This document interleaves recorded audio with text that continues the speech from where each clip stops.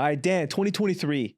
I mean, you've had probably the biggest breakout year up to this date, becoming a world champion at probably the I would say the World Cup of Jiu Jitsu. So, like, let's talk about your journey. Like, tell me about 2023, just bouncing back from probably for most people a career-ending injury, or at least an injury for people to pull out. Like, tell me how you worked through all that, and then how did you win the championship? So this is my first year at brown belt. I got promoted last October from purple to brown. I think last year as a purple belt, I might have finished the year ranked number 3 in gi and probably like 6 no gi. No gi is basically short sleeve and shorts. Gi is the full kimono, I guess, right? So I had a pretty good year last year, and I got promoted. And most people in the sport have what we call imposter syndrome, where like you feel like you don't belong. And like, am I really a brown belt? You know, some of the guys I've competed with who've beat me and who I've beat are still purple belts. But then the flip side is some people I beat while I was purple got promoted to brown belt. So you always feel like, am I ready? Am I good enough? So this year was a new start. You mentioned injuries. You know, I tore my, I've had 2 surgeries on my knees in the past. And then last March, an opponent who's now a really good friend, went for a leg sweep and went high and kicked my knee. And like, you could see it in the match. He like, it tore my LCL. And I was trying to recover it, and I fought throughout the year, really injured. And a few months later, I fought another guy who's become a good friend of mine in Vegas, and he kicked the exact same knee, and like it buckled. And you see in the video, like I completely buckled, and it's brutal. And then having that knee injury, it is a tear. Doctors have suggested different kinds of surgeries, from knee replacement, which is terrible, to LCL surgery. I mean, there's no good way. So I've been fighting through it to just figure out what I want to do with my body. So came into the year and ended the year last year, you know, injured. You know, and having a bad knee, it affects your hip. And then because you limp a lot, it now affects my other knee, which has now affected my other hip. So on any given day, like my legs are just really beat up. So my first tournament this year as a brown belt was in January. I think it was in either Dallas or it was Dallas. And, I fought at super heavyweight like I always do with gi. And then I fight this guy, and I beat him. It was close. I was nervous, like I don't belong. And that made me feel like, okay, maybe I do belong. I beat him. So it was a best of 3. And then the next fight, he beat me for my only super heavy loss all year. So we're 1-1, right? I believe his name is Solomon, nice guy from a local school in Dallas. He took me down with no time left, like a second left. And so he got the points. So I wasn't bummed out. I'm like, hey, I get a silver medal. Even though we were 1-1, the fact that he beat me in the second match gives him the gold. So I'm like, hey, I'm good. I got a silver medal as a super heavyweight. First match ever. I was actually pretty happy with myself. I wasn't bummed out. So I signed up for the Open, which is anyone who medals can fight in the Open class. And I ended up winning. I beat everyone, and then the final guy was a absolute or ultra heavy, so he's heavier than me. And in that fight, now another really good friend of mine from Texas, I went to pull him and do something, and he's heavy. And when I did that, I mean, it's like the cartoons. You pull a guy and like, ding, ding, ding, ding, right? And since that day, my shoulder is, I mean, I've always had shoulder issues from lifting, but I mean, my shoulder is so messed up. It hurts to even put my hand over my head, and that has not gone away. Like the very first fight of the year, my shoulder's been jacked. So now I have a gold and a silver in my very first tournament at brown belt. So it validates to me that my professor knew what he was doing when he promoted me, and at least, you know, I'm not great, but I belong. So that was, that's how the year started. And I got on a run. I never lost this year at super heavy. Never lost another point at super heavy. I ended up losing the following week at the absolute to the same guy that I beat, the ultra heavy guy. I think I beat him 0-0, and I think he beat me 0-0, ref decision, but a really tough guy, an awesome guy. He's a black belt in judo. So his stand-up game is really hard for me to do what I'd like to do because I know how dangerous he is. And then I went through the year with 1 loss in super heavy, 1 loss in the Open, and like 27 wins. In March was PANS, which is one of the biggest majors of the sport, and that was in Florida. And I won. I tapped out, I think, 2 or 3 of my opponents and got my first major. All the years before I'd fought, I'd never won a major. I'd won tournaments, but not a major. So now I'm thinking, hey, this is pretty cool, right? So I was pretty excited about that. Won a couple of tournaments. Then in practice, got hurt and tore my psoas, or messed up my psoas. Cracked a rib, trying to recover from the bad rib.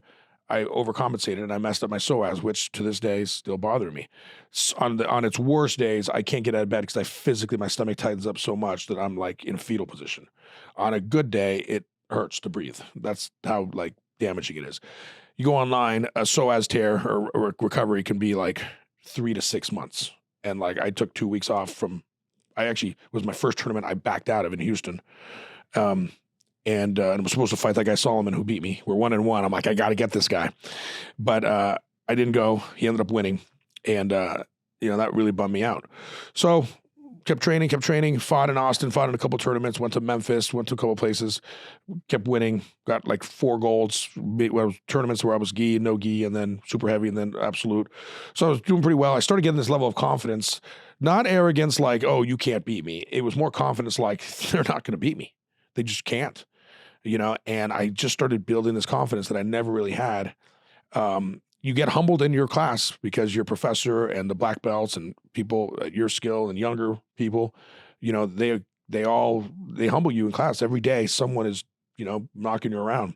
But when it came to tournament time, I just, the light switch turned on and I went from nervous, like scared, frightened, and it's very intimidating. You're sitting there like lining up and they put you in a ring or on the mats, and then you wait for the previous fight to finish, and then they're like, let's go, and then you look at him, he looks at you, you shake hands, and it's like, it's on. The only thing stopping us from killing each other is this referee. Right? And like, he wants me and I want him, and it can be really intimidating. And I got to the point where I just started getting comfortable, and I'm not a huge stretcher. So I don't really stretch before like everyone else does. I don't warm up and train. I don't go to the back like all the other fighters do. And like, either I know what I'm going to do or I don't. I just show up. So I went to Nationals, which is the second major, and it was gi and no gi over a 3-day span. I didn't have any teammates there. My professor wasn't there. They did it on 4th of July weekend. So I had a really tough weight cut because of 4th of July weekend. It was hard to make weight, but I did. And I won gold super heavy gi, absolute gi, no gi, ultra heavy, and then absolute. So I got 4 goals at a major. Pretty cool. That's the second major now. Technically second and third, gi and no gi. So now I'm like, hey, this is really cool. I got some pretty good confidence now. So then Worlds, which is the biggest, and Worlds has been a thorn in my side. 2 years ago at Worlds as a purple belt, a guy who I eventually beat, but I just was better then, and I made a mistake, and he ended up popping my elbow out in an armbar. And it was terrible. First fight, people flew from all over the country to see me, and within 3 minutes, my elbow's over here, and I lost. That was really crappy. Last year's Worlds, I actually did really well. I won 3 fights in a huge bracket, like 38 people, but I didn't medal, right? The guy that beat me is the guy who also tore my knee a few months earlier. So, I was happy with my performance, but I've never tasted the podium at any major. Of course, now this year I won Pans, and then I won Nationals. So Worlds comes, I'm technically at the time ranked number 1 in gi and overall also. And so now I went from like, I don't belong 6-7 months ago, not sure if I should have been promoted, to I'm ranked number 1. I'm everyone's target. And, and of course, mentally, I've got 2 years of losses at this tournament. So, I was pretty nervous leading up the week before. I also had a pretty difficult weight cut. I had just gone on a vacation the week before. There's nothing you can do about it. It's crappy. So I was overtraining. My knee was hurting. I actually sprained my ankle, trying to protect my knee. I sprained my ankle, and I've never really had ankle issues. So now I got a really bad ankle that every time I took a step, it hurt. So fights in Vegas. My wife flies in. I got friends who fly in. Actually, a lot of friends. I think 4 or 5 friends flew in town to see it. Normally I'd feel like a lot of pressure.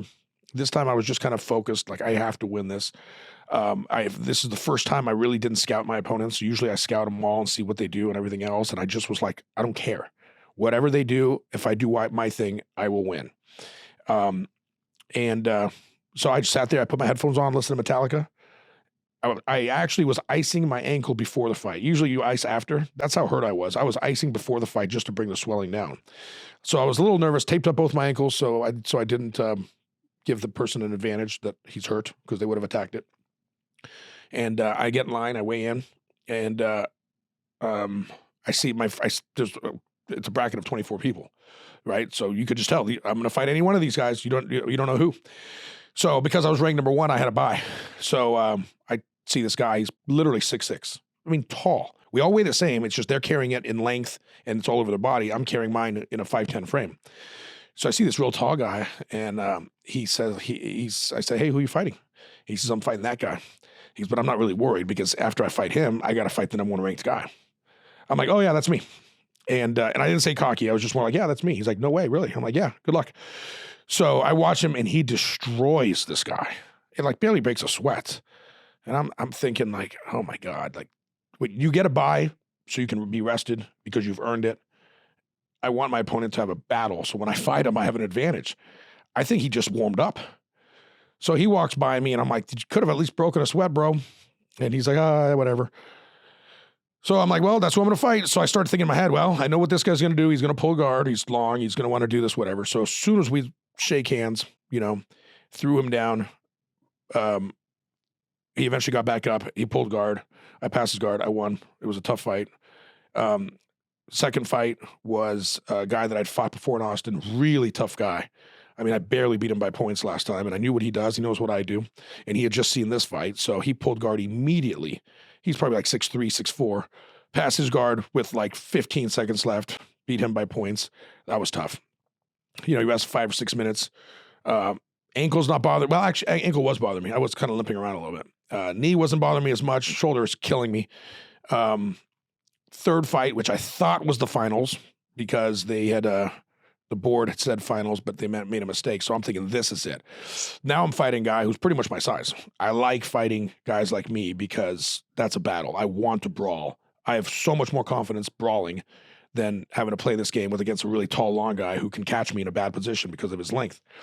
So this guy's a wrestler. Every time I took him down, I took him down many times, he kept getting back up. And every time he got back up, he would shoot a single leg. And, at our level, if you get whoever's on the back is probably going to lose. And like 3 or 4 times he almost had me because I would put myself in a bad position. I would throw him on the ground, and because he was on his ground, he would just snap my ankle and almost took me down a couple of times. One time I was so convinced I was going down, I actually said out loud the F word, because I knew if I go down, it's over. I lose. But I was able to get back up, threw him around. I ragdolled him pretty significantly. Yet it was jiu-jitsu so close that one mistake, he would have beat me. So I beat him. I think I'm world champion. I mean, years and years of just frustration and everything I've done. And I put my hand out like, oh, I won. And there's my coach, Larry. He's like, dude, you have one more. I'm like, one more? It said finals. He goes, no, there's one more. And we're looking around. One of the refs is like, no, I think that's it. So I'm like, do I even celebrate? And they're like, no, you have one more. And I'm like, oh my gosh. For a second, I thought I was world champion. So I'm like, who do I fight? And sure enough, it's the first fight of the year. The guy we're 1-1. The guy that I beat and the guy that beat me, Solomon. And I see him, and I'm like, hey, at least one of us, we're going to bring gold and silver to Dallas because he's from Dallas, not in my school. And he's just, he's in fight mode. He's like, yeah, whatever. I'm like, okay. So I get 5 minutes to rest because he was waiting for me. So I'm pretty darn tired. And I keep thinking, I can't lose. Like, I know I'm capable of losing to him because I have lost to him. So this whole level of confidence that I had isn't as confident. It's more like I cannot lose. My professor's like, one more and you're a world champion. Now the pressure's like, for the first time, really all day, now I'm nervous. Like, there's so much on the line here. So we lock up. We lock up. I know he's a wrestler too, so I know he wants to wrestle, and he knows my moves. So we just know each other. So the first 2 minutes, it was like a dance, and it was a real slow dance. I wasn't doing much. He wasn't doing much. We each got 3 stalling penalties because if you stall, you get a penalty, but we all 3. But whoever gets the next penalty is disqualified. We're looking at the clock. There's 2 minutes left, and we're both exhausted from previous fights. And we're going kind of in slow-mo. No one wants to make a mistake. And now we're like, we have 2 minutes left and we both have 3 penalties. Like, we kind of just looked at each other like, let's go. And boom, we went at it. He surprised me by doing this takedown that no one's done. I think my professor's done it on me once. And he basically flipped me behind, like a cartwheel behind him. In midair, I was able to turn my hips so I can land on my knees. And if you land on your back or your butt, you lose the points. If you land on your knees, you're fine. So I land on my knees, get in his guard, pass his guard, put his back on the ground, and then the ref says, stop. So I'm looking, thinking, dude, did the ref give that point to him? Because, you're just looking around so fast. I don't know that I won. I'm laying on top of him. The ref gets us up. We both stand up. He thinks he won. I'm not sure. I could hear my professor saying, congratulations, Dan, but the ref hadn't given his point yet. And my professor's like, you won. I looked at another guy, a teammate, and he gave me the thumbs up like, you won. And I'm like, this guy's coach is like, congratulations, Solomon, you won. And then the ref does this, which is an advantage. But I don't know to who. I think it's to me because I was on top of him. So then I look back at the scoreboard, and it's 0-0, 3 penalties, and 1 advantage, 0. And I'm like, of course, he was upset. He thought he won. I looked at the video. I mean, I won looking back, but at the time we didn't know. So, dude, just like that, I'm the world champion. And like everything just got released. Like, oh my God. I teared up a little bit when I gave my professor a hug, thanked him for everything, kissed my wife, hugged my friends, partied for 3 days, slept with that medal, right? Hung out with him. The medal is, slept with this world medal. Hung out with it for 3 or 4 days. I mean, it took so many pictures. Like, it was so cool. My season's over and I'm done. And it was culminated with, like, I finished the year ranked number 1 in the world in in gi at super heavy. And then overall, out of all the brown belt levels, number 1. So I'm done. Like, we're good. So my wife's like, what are you going to do now? I'm like, well, I'm going to get stem cells in October or November for my knee, my shoulder, and my abs. To start repairing myself without having to do surgery. And then I need 6 weeks I can't fight, can't drink, can't smoke cigars, can't do cryotherapy, can't do sauna, can't do anything that messes with the blood for 6 weeks. So my season's done. I tell my wife it's over. About 2 weeks ago, my buddy says, hey, dude, Pan's no gi, which is another major, the last major, or the 5th major of the year, is in Dallas. Are you fighting? I'm like, no, dude, I'm done. Like, my mind's not even there. I mean, I'm still training, but not hard. My body's beat up. I'm like, dude, I'm world champ, but there's no way. I'm not fighting. He's like, oh, that'd be kind of cool because you're ranked number 2 in no gi. And at least you finish the year number 2. So I'm like, huh, well, who's number 1? And he's like 15 points ahead of me. So I signed up. I'm like, let's go. And my wife's like, what? You haven't even trained. I'm like, I don't care. I want to be number 1 at no gi also. So my mind works. I'm like, I have to. So, I mean, I went in this not as beat up as I was for Worlds. My ankle's now healed. My shoulder is probably worse, and my knees are always bad. So I went in there, but I fight no gi at ultra heavy because I don't like to cut weight for no gi. So ultra heavy, these guys are like 275, 285, 295. They're huge. So I fight, and then in the finals, there's a Brazilian dude. He's about 6'4", and he's about 265, and like fairly lean, not like a big, some of these guys are just big oafs. This guy's like a pretty big shaped guy. He almost looks like a defensive lineman or like an outside linebacker. And my professor says, hey, I know this guy. He's if he gets in trouble, he's going to pull guard. And I'm like, I don't know how I can get this guy in trouble. I can barely lift my strong arm over my head to be able to try to do the snaps I like to do. I mean, I'm so limited. And then my left arm, I don't play with it but in Jiu Jitsu very much or very well. So we fought, and I was pushing him around more than I probably thought I should for considering our weight difference. And he did what my professor said. He kind of panicked, and he pulled guard. And then I tried to pass his guard. He tried to do certain things, but when it's all said and done, I ended up beating him, and which was cool. So because now I'm ranked number 1 in gi, no gi, super heavy, ultra heavy. I got the 4 number 1 rankings. Can't get any better than that. And I got and I won Pans, which, since you asked, I happen to bring that one too. So now I'm the world champion. I've now won Pans gi, Pans no gi, Nationals gi, Nationals no gi. I've won 5 majors out of 5 majors. The only one I won't do is Worlds no gi because it's in December and I can't because physically I can't. Although I think about it every night just signing up. It's been a ride. It's been a really ride, right? But I learned a lot about confidence. I think my body is worse today than it was when I started the year, but I think my mind is so much stronger. And my confidence in my skill level, thanks to my training partners and my professor and my coaches, is so much at a better level that carried me. I think me at 100%, I don't even know what 100% would be. Me at 70% would be a force. And I've probably been operating between 30 and 40% this year. But mentally, I mean, at some of these tournaments, I was 110%. I was like, it's just not happening. I'm not going to lose. I did not come this far to lose. So fortunately, the monkey's off my back. I went from never having won a major to now have won 5. And the most important one in the whole sport, the Super Bowl, or you called it the World Cup, the Super Bowl of Jiu-Jitsu is Worlds. And I got Worlds. So, you know, you can't ever take that away from me, right? If I never win another tournament again, ever, or if I never fight again, I was a world champion in 2023. But what's your advice for somebody who wants to be a world champion or who aspires to be? What would you tell them? I mean, I think it starts with training the sport. You just have to, my professor said it about me, like there's certain limitations. He's pretty good with his words. He's like, there's certain limitations I have physically. I'm not long. I can't play the long game. I can't play the ground game very well, but I've got certain parts of my game that are really good, and that's what I focus on. It's like a 3-point shooter. If they can't dunk and they can't play defense, just be really good at 3-point shooting, and you'll be fine. And I've got certain things I do real well, and I hide my limitations pretty well, so they don't get exposed. So, but you learn that through training. And you learn that by having great coaches. And like in my case, I've got a great professor. We train every night together. And he's better than me. I mean, he's significantly better. He's also a multi-time world champion. He's way younger than I am. And I mean, he's been a black belt longer than I've been in the sport. So, but we compete a lot. And he knows my game and knows what I'm good at, what I'm bad at. And he coaches me and whatever. So I think if you want to be a world champion, you're in the sport. You got to keep training. But then I don't want to learn 20 moves. Like, I'm too old now. I'm 46 years old. I'm pretty beat up. When we go to class and my professor's teaching something I won't do, I don't want to disrespect him, so I don't like roll my eyes.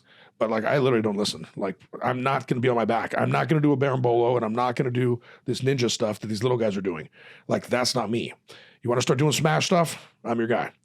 But so focus on what you're good at. Learn what fits your mold, right? For a while, I was studying opponents until I think I don't need to study opponents anymore. And that's in there. And then out of the mats, you have to have good nutrition. You have to have good cardio. Jiu-Jitsu cardio and regular cardio are totally different things. But you have to have both. You have to have jiu-jitsu cardio and regular cardio. So my regular cardio carried me in those 5 fights at Worlds. I was exhausted, but I was less exhausted than my opponent. That was real cardio, right? And our body types, while similar, he was a little different than me, and I think his cardio is not as good as mine.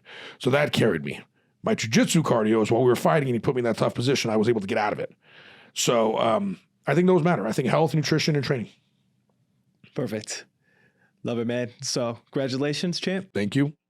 Yeah, and let's see you with 2024. Now we smoke cigars. Now let's smoke cigars. Right on. Cool. Cool. Thanks for watching the Powerhouse Podcast. Like and subscribe if you want to see more.